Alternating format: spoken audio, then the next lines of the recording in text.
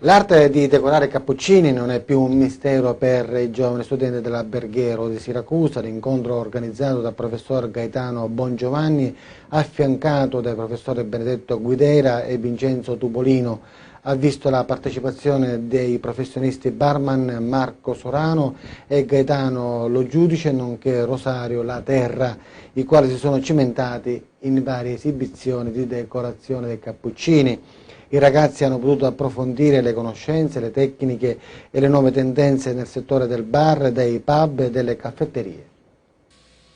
Si è svolta nelle giornate di 29 e 30 marzo, presso i locali dell'Istituto Professionale Alberghiero Federico II di Svevia, in via Polibio, la manifestazione Work, Flair and Coffee del 2012. La manifestazione organizzata dal professor Gaetano Bongiovanni e coordinata dai professori Benedetto Guidera e Vincenzo Tubolino ha visto la partecipazione dei professionisti barman Marco Sorano, Gaetano Giudice e Rosario La Terra, i quali si sono cimentati in esibizioni di Working Flair,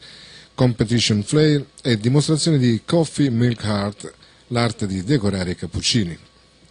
Lo scopo della manifestazione è quello di motivare i ragazzi interni dell'istituto e gli operatori del settore pubblici esercizi ad approfondire le conoscenze,